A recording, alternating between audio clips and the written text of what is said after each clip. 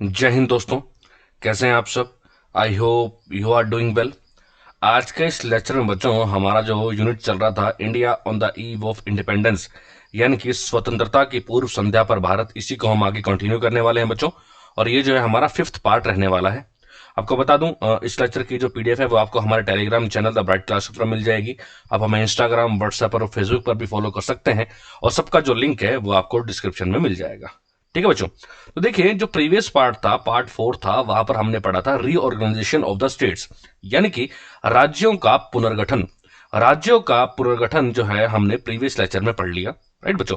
इस लेक्चर के अंदर बेसिकली हम क्या पढ़ने वाले हैं? इस लेक्चर के अंदर अंदर हम पढ़ेंगे social economic planning. Social economic planning यानी कि भी क्या प्लानिंग की आजादी के बाद, है ना। क्योंकि हमारे देश में उस टाइम पे गरीबी थी, है ना। अंग्रेज लोग जो है हमारे यहाँ से सब कुछ लूट के जा चुके थे। उसके बाद क्या प्लानिंग की, कैसे सब चीजों को कंट्रोल किया भारत सरकार ने।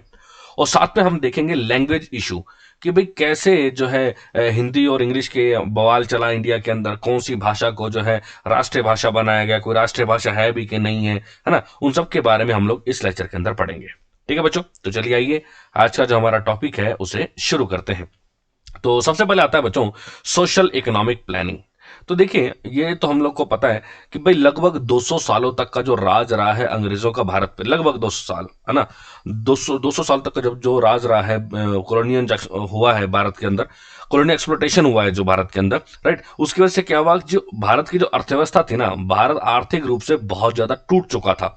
क्योंकि ऑब्वियस सी बात है, ब्रिटिशर्स जो है सब कुछ जो है यहां से लूट कर ले जा चुके थे ब्रिटेन के अंदर, right. The Indian economy had to be restructured to make it self-dependent, which had been struck out by the imperial exploitation.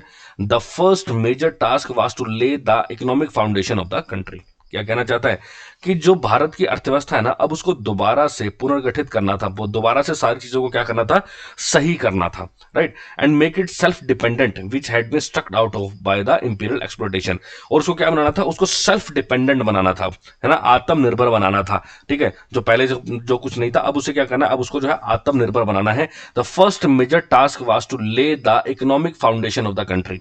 सबसे पहला काम जो था, सबसे पहला काम भारत सरकार को क्या करना था कि भारत की जो आर्थिक जो नींव है उसको स्ट्रांग करना था, राइट। इंडियन लीडर्स को इस बात का पता था कि भी बिना आर्थिक आजादी के पॉलिटिकल आजादी का कोई भी मतलब नहीं है ना। क्योंकि अगर जब तक हम आर्थिक रूप से स्वतंत्र नहीं होंगे, यानी कि जब तक हम दूसरों पर डिपेंडेंट रहेंगे, तब तक तो कोई फायदा ही नहीं है ना। जो हमें राजनीतिक जो हमें आजादी मिली उसका कोई फायदा ही नहीं है, राइट। तो इसलिए क्या कहा गया, इसलिए कहा गया कि अगर आपको इकोनॉमिक फ्रीडम चाहिए, आर्थिक स्वतंत्रता चाहिए, तो हमें प्रॉपर एक इकोनॉमिक प्लानिंग बनानी पड़ेगी, एक प्रॉपर जो है आर्थिक रूप से क्या करनी पड़ेगी, एक योजना बनानी पड़ेगी। और इसी इसी आर्थिक योजना के तहत हम क्या करेंगे, भारत के लोगों की जो जिंदगी है उसे संवार सकेंगे, उनका जो लिविंग स्टैंडर्ड है उसे और अच्छा कर सकेंगे, राइट बच्चों।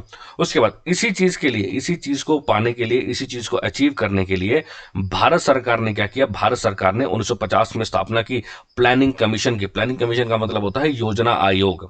1950 में प्लानिंग कमीशन यानी कि योजना आयोग की स्थापना की, ठीक है। And adopted 5 years plan beginning from 1951 itself. और क्या किया, 1951 में ही पंचवर्षीय योजना को शुरू किया। 5 इयर्स प्लान, FYP, यानी कि पंचवर्षीय योजना। हालांकि हम इसको जो है इकोनॉमिक्स में पढ़ते हैं, लेकिन हल्का फुल्का आपको यहां पे बता देता हूं। देखिए, पंचवर्षीय योजना, इसको लिया गया है यूएसएसआर से, यानी कि रशिया से लिया गया है, इसको रूस से लिया गया है। पंचवर्षीय योजना नाम से आप समझ गए होंगे कि भारत सरकार अब क्या करेगी, 5 साल के लिए कोई भी एक टारगेट सेट करेगी, ठीक है। पहला साल, दूसरा साल, तीसरा साल, चौथा साल, पांचवा साल, ठीक है। तो मान लो कोई भी टारगेट सेट किया कि जैसे अगले 5 साल तक हमें कृषि और सिंचाई पे काम करना है, कृषि और सिंचाई पे काम करना है, मान लो, ठीक है। तो अगले पहला, दूसरा, तीसरा, चौथा, पांचवा, इन पांचों साल जो है भारत सरकार मेनली फोकस किस पे करेगी, कृषि और सिंचाई पे, ठीक है। फिर अगले 5 साल आ जाएंगे, ठीक है। पर जो अगले 5 साल होंगे वहां पर भारत सरकार मान लो सोचती है कि इंडस्ट्रीज पे काम करेंगे, तो अगले 5 साल किस पे काम चलेगा, इंडस्ट्रीज पे काम चलेगा, समझ गए। तो यही था पंचवर्षीय योजना कि भाई आप जो है 5 सालों के लिए कोई भी एक टारगेट सेट करो और फिर 5 साल तक उसी के ऊपर ही काम करो, उस क्षेत्र को, उस सेक्टर में अच्छा काम करो, राइट। उसके बाद the objectives of planning and socialist orientation Drew inspiration from directive principle of state policy and in the constitution. क्या कहता है, हमारे संविधान के अंदर जो भाग 4 है ना, पार्ट 4 राज्य के नीति निर्देशक तत्व यानी कि directive principles of state policy. Directive principles of state policy ये जो हमारे संविधान के अंदर है ना, इन्हीं से प्रेरित होकर प्लानिंग कमीशन का, योजना आयोग का मेन मकसद यही था कि हमें क्या करना है, समाज कल्याण करना है, समाज को ध्यान में रखते हुए सारे के सारे क्या करने हैं, काम करने हैं। ठीक है बच्चों। उसके बाद नेक्स्ट आता है कि भाई इनके भारत सरकार के मेनली 4 उद्देश्य क्या थे, 4 लॉन्ग टर्म ऑब्जेक्टिव्स है ना। मेनली 4 जो है उद्देश्य क्या थे। सबसे पहला था increase production to achieve higher level of national and per capita income. क्या कहता है कि सबसे पहले तो भैया उत्पादन बढ़ाओ, सबसे पहले क्या करो, उत्पादन बढ़ाओ और काफी बड़े लेवल पे बढ़ाओ, ताकि जो हमारी राष्ट्रीय आय है और जो हमारी पर कैपिटा इनकम है, प्रति व्यक्ति आय है, उसे बढ़ाया जा सके। ठीक है। अभी राष्ट्रीय आय क्या होता है, पर कैपिटा इनकम क्या होता है, तो ये हम इकोनॉमिक्स में जब पढ़ेंगे तो वहां पे हम देख लेंगे इसको। ठीक है। दूसरा था एम्प्लॉयमेंट जनरेशन। एम्प्लॉयमेंट जनरेशन का मतलब क्या हो गया, रोजगार को उत्पन्न करो भैया, रोजगार के जो है अवसर पैदा करो, है ना, लोगों को रोजगार मिले, वो खाली ना बैठे रहें घर पे। Next, reduce inequalities of income and wealth. जैसे इसका मतलब ये है कि मान लो एक व्यक्ति तो ये है, गांव के अंदर एक व्यक्ति ये है, इस वाले व्यक्ति के पास तो मान लो 50 एकड़ जमीन है। ठीक है। और ये जो है ना 5 लाख रुपए महीना कमा रहा है। ठीक है। लेकिन ये जो व्यक्ति है इसके पास सिर्फ आधा एकड़ जमीन है और गिनती से 1000 रुपए भी नहीं कमा पा रहा महीने के। तो ये क्या हुआ, ये जो है इसकी इनकम और वेल्थ, इसकी आय और जो संपत्ति है, इन दोनों का आपस में कितना अंतर है ना, कितनी इनइक्वालिटी है। तो बोले ये जो इनइक्वालिटी है ना, हमें इसको क्या करना है, हमें इसको कम करना है। तो हमें इस इनइक्वालिटी को क्या करना है, रिड्यूस करना है। ठीक है बच्चों। उसके बाद setup A socialist society based on equality and justice. क्या कहता है कि हमें एक समाजवादी सोसाइटी की स्थापना करनी है, सोशलिस्ट सोसाइटी की स्थापना करनी है, जो कि किस पे बेस्ड होगी, जो इक्वालिटी यानी कि समानता और जस्टिस यानी कि न्याय, यानी कि ऐसे समाज की स्थापना करनी है जहां पर समानता हो और लोगों को प्रॉपर न्याय मिल सके। ठीक है बच्चों। उसके बाद next, the objective of economic planning were to be achieve through mixed economy. अब किसका मतलब क्या है, देखिए भारत के मतलब पूरे विश्व के अंदर आपको 3 प्रकार की अर्थव्यवस्थाएं मिलेंगी। एक होती है बच्चों कैपिटलिस्ट इकोनॉमी। कैपिटलिस्ट इकोनॉमी का मतलब हो गया पूंजीवादी अर्थव्यवस्था। एक होती है बच्चों सोशलिस्ट इकोनॉमी यानी कि समाजवादी अर्थव्यवस्था, और एक होती है मिक्स्ड इकोनॉमी यानी कि मिश्रित अर्थव्यवस्था। तो capitalist, socialist and mixed economy. ठीक है। अब कैपिटलिस्ट अर्थव्यवस्था वहां पर होती है जहां पर पूंजी, इसको बोलते हैं हिंदी में पूंजीवादी अर्थव्यवस्था। इनका मेन मकसद होता है ज्यादा से ज्यादा पैसा कमाना, जैसे यूएस से हो गया, फ्रांस हो गया, इस तरह से। सोशलिस्ट का मतलब होता है समाजवादी, जहां पर सरकार का मकसद होता है कि हमें लोगों का कल्याण करना, समाज कल्याण करना है, वेलफेयर करना है, जैसे रूस हो गया, चाइना हो गया, है ना। मिक्स्ड इकोनॉमी वो होती है जहां पर पूंजीवादी और समाजवादी दोनों के लक्षण हो, है ना। जैसे इंडिया हो गया, इंडिया के अंदर मिक्स्ड इकोनॉमी है, ये इकोनॉमिक्स का क्वेश्चन है वैसे तो। ठीक है। अब क्या कहता है कि जो इकोनॉमिक प्लानिंग के जो उद्देश्य थे ना, इकोनॉमिक प्लानिंग आर्थिक नीति के जो उद्देश्य थे उनको पूरा करना था मिक्स्ड इकोनॉमी के तहत, मिश्रित अर्थव्यवस्था के अंदर तय करा था। मिश्रित अर्थव्यवस्था तो ऑब्वियस सी बात है, सरकार कह रही है कि हमें समाज कल्याण करना है, लेकिन यहाँ पे प्राइवेट सेक्टर भी होंगे। ठीक है। प्राइवेट सेक्टर्स को यहाँ पे लाइसेंस मिलेगा, परमिट मिलेगा और वो अपना बिजनेस भी करेंगे। और प्राइवेट सेक्टर का मकसद क्या होगा, प्राइवेट सेक्टर का मकसद होगा कि हमें क्या करना है, ज्यादा से ज्यादा मुनाफा कमाना है, राइट। लेकिन अब भारत सरकार ने यहाँ पे क्या किया, 1991 में 1991 में वो एलपीजी रिफॉर्म्स लेकर आए। एलपीजी वो गैस वाला एलपीजी नहीं है। एल का मतलब होता है लिबरलाइजेशन, पी का मतलब होता है प्राइवेटाइजेशन और जी का मतलब होता है ग्लोबलाइजेशन। तो एल मतलब लिबरलाइजेशन, पी मतलब प्राइवेटाइजेशन और जी मतलब ग्लोबलाइजेशन। ठीक है। तो एलपीजी रिफॉर्म्स लेकर आए और इन एलपीजी रिफॉर्म्स के तहत क्या किया गया, जो प्राइवेट सेक्टर थे उनको काफी छूट दी गई, काफी सब्सिडी दी गई, काफी रियायतें दी गई, ताकि उनका फोकस जो है प्रॉफिट पे कम हो और समाज कल्याण पे ज्यादा हो। ठीक है बच्चों। तो ऑब्वियस सी बात है, मिक्स इकोनॉमी है तो प्राइवेट सेक्टर तो के लिए तो कुछ ना कुछ तो करना पड़ेगा, राइट। नेक्स्ट क्या था, 1950 में पंडित जवाहरलाल नेहरू ने क्या किया, पंडित जवाहरलाल नेहरू ने प्लानिंग कमीशन की स्थापना की। प्लानिंग कमीशन का मतलब होता है योजना आयोग। प्लानिंग कमीशन की स्थापना की, जिसे बोलते हैं योजना आयोग। और इसी की मदद करने के लिए, प्लानिंग कमीशन की मदद करने के लिए फिर 1952 में एक और बॉडी बनाई गई जिसका नाम था नेशनल डेवलपमेंट काउंसिल यानी कि राष्ट्रीय विकास परिषद। ठीक है। दोबारा से सुन लो, 1950 के अंदर पंडित जवाहरलाल नेहरू ने प्लानिंग कमीशन योजना आयोग की स्थापना की। ठीक है। और इसी की मदद करने के लिए 1952 में बनाया नेशनल डेवलपमेंट काउंसिल यानी कि राष्ट्रीय विकास परिषद। क्लियर है बच्चों। और इनका मेन मकसद क्या था, इनका मेन मकसद ये था कि भैया इकोनॉमिक डेवलपमेंट कैसे होगी, है ना, भारत के अंदर पॉवर्टी यानी कि जो गरीबी है उसे कैसे खत्म कर सकते हैं, सोशल जस्टिस सामाजिक न्याय लोगों को कैसे मिल सकता है, लोग जो दबे हुए हैं नीचे कुचले हुए हैं, ठीक है, बेचारे गरीबी से, उनको कैसे ऊपर उठाया जा सकता है, इन सब के ऊपर काम करना था किसको, प्लानिंग कमीशन को। ठीक है बच्चों। उसके बाद The plan focus on developing areas such as irrigation, energy, agriculture, agrarian reforms and self-sustenance। यानी कि ये जो प्लानिंग कमीशन था इसका एक और काम ये भी था कि भैया इरिगेशन सिंचाई के क्षेत्र में देखना है आपको क्या हम इंप्रूवमेंट कर सकते हैं, एनर्जी सेक्टर में देखना है क्या इंप्रूवमेंट कर सकते हैं, एग्रीकल्चर कृषि सेक्टर में देखना है ना, कृषि में सुधार कैसे लाया जा सकता है, और सेल्फ सस्टेनेंस यानी कि हम आत्मनिर्भर कैसे बन सकते हैं, इन सब के ऊपर काम करना था, इन सब के ऊपर काम करना था प्लानिंग कमीशन को। ठीक है बच्चों। उसके बाद एक वर्ड आता है इंपोर्ट सब्स्टिट्यूशन। सब्स्टिट्यूशन का मतलब होता है किसी चीज को रिप्लेस कर लेना। ठीक है, तो क्या कहता है, it is an economic policy which advocates the replacing of imported foreign goods with the domestic production. It curbs the dependency of a country over another by producing the goods on their own country. क्या कहना चाहता है, कहता है कि भैया import substitution एक economic का वर्ड है, इकोनॉमिक्स का वर्ड है। इसका मतलब क्या होता है कि भाई जब मान लो कोई भी देश है, फॉर एग्जांपल आप मान लो भारत है, और मान लेते हैं कि यहाँ पर भारत के अंदर जो चावल है ना, राइस है, राइस वो मान लेते हैं जापान से आता है। ठीक है, जापान से राइस आया इंडिया के अंदर। अब मान लो इंडिया के अंदर चावल होता ही नहीं, वो और होता भी है तो बहुत ही कम होता है, तो इंडिया पूरी तरह से डिपेंडेंट है किसके ऊपर, जापान के ऊपर। अब इंपोर्ट सब्स्टिट्यूशन का मतलब ये हो गया कि भैया आप इंडिया के अंदर ही चावल इतना उगाओ कि आपको जापान से चावल मंगवाना ही ना पड़े, है ना, उल्टा इतना चावल हो जाए कि आपको चावल दूसरे देशों में बेचना पड़ जाए। राइट, तो उसी को बोलते हैं। अब उससे क्या होगा, उससे आप आत्मनिर्भर होगे ना चावल के क्षेत्र में, चावल के क्षेत्र में आप आत्मनिर्भर हो कि अब आपको किसी से मांगना नहीं है भैया, लोग आपसे मांगेंगे। राइट, तो कहते हैं कि ये सब्स्टिट्यूशन लेकर आओ, यानी कि हमें दूसरे देशों के ऊपर डिपेंडेंट नहीं रहना है, जितना हो सके ज्यादा से ज्यादा जो है हमें अपने भारत के अंदर ही क्या करना है, अपने भारत के अंदर ही जो है पैदावार करनी है।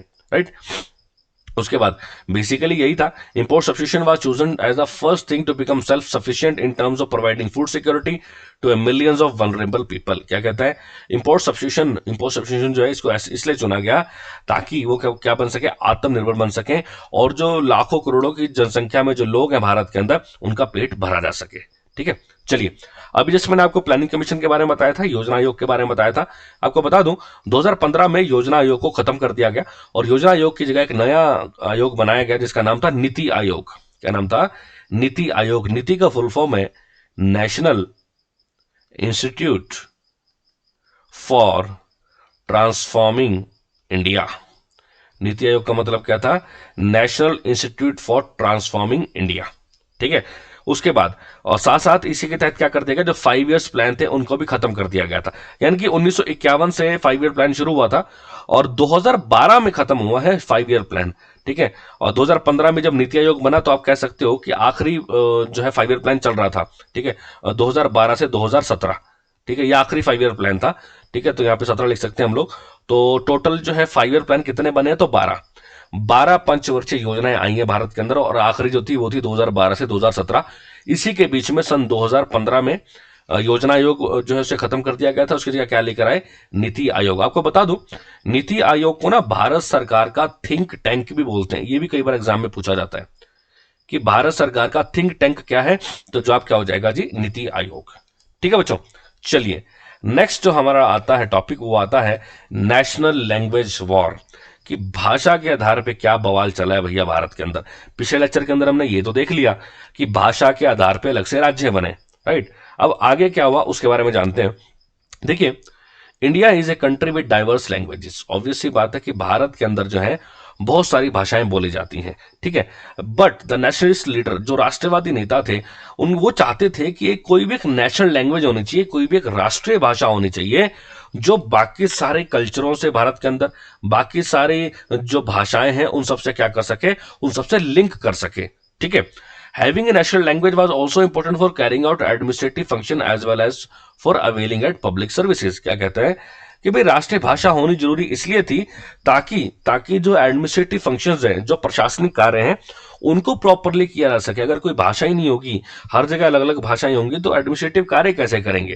राइट, इसलिए लीडर्स ने डिसाइड किया कि भैया जो हिंदी है ना, हिंदी हम उसको नेशनल लैंग्वेज बनाएंगे भारत की, हिंदी को हम क्या बनाएंगे, राष्ट्रीय भाषा बनाएंगे। लेकिन अब हिंदी को राष्ट्रीय भाषा बनाने में भी कुछ एक समस्याएं थी। क्या समस्याएं थी?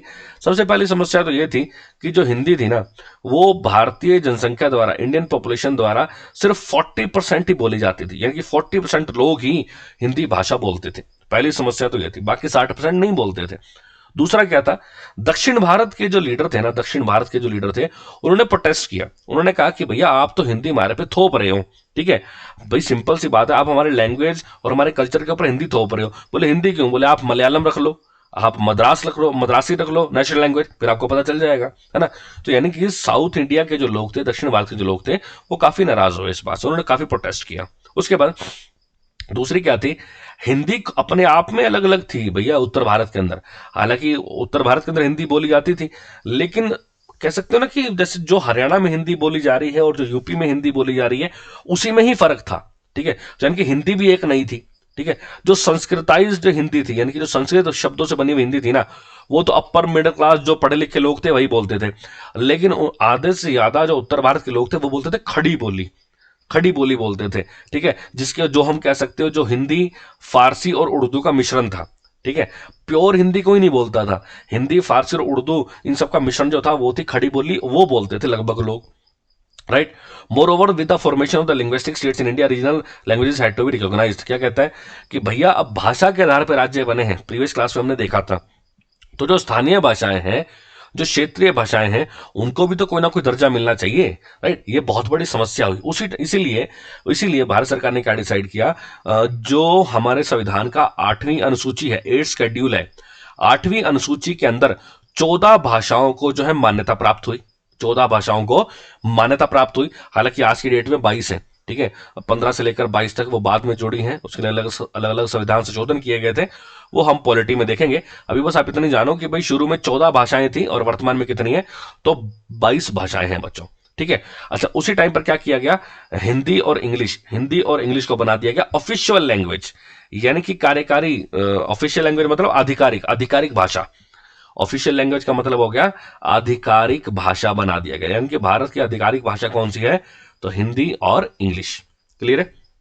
उसके बाद अब एक और जो है 1967 के अंदर एक बिल लाया गया, उस बिल का नाम था ऑफिशियल लैंग्वेज अमेंडमेंट बिल 1967। क्या नाम था? ऑफिशियल लैंग्वेज अमेंडमेंट बिल 1967, ठीक है। इसके तहत क्या कह दिया गया कि यदि कोई भी भारतीय, कोई भी व्यक्ति सेंट्रल गवर्नमेंट सर्विसेज में जाना चाहता है, यानी कि जो केंद्र सरकार की जो सरकारी नौकरी है उसमें जाना चाहता है, तो उसे हिंदी और इंग्लिश तो आनी चाहिए। अगर उसे नहीं आती है तो वो फॉर्म भी अप्लाई नहीं कर पाएगा। समझ गए? ये किसके तहत लाया गया? Official language amendment bill 1967। इसके तहत कोई भी सेंट्रल गवर्नमेंट सर्विसेज में आना चाहता है तो उसे भैया हिंदी और इंग्लिश का ज्ञान होना चाहिए। ठीक है बच्चों, तो ये थी हमारी आज की क्लास। आई गेस सारी की सारी चीजें क्लियर हो गई होंगी। फिर भी अगर कोई डाउट हो तो आप कमेंट बॉक्स में कमेंट करके पूछ सकते हैं। वीडियो अच्छा लगे तो लाइक एंड शेयर जरूर कीजिएगा और चैनल को सब्सक्राइब जरूर करें। ठीक है बच्चों, और आप हमें टेलीग्राम, इंस्टाग्राम, फेसबुक और व्हाट्सएप पर भी फॉलो कर सकते हैं। सबका जो लिंक है वो आपको डिस्क्रिप्शन में मिल जाएगा। ठीक है बच्चों, चलिए मिलते हैं नेक्स्ट लेक्चर के अंदर। Thank you so much. जय हिंद, जय भारत।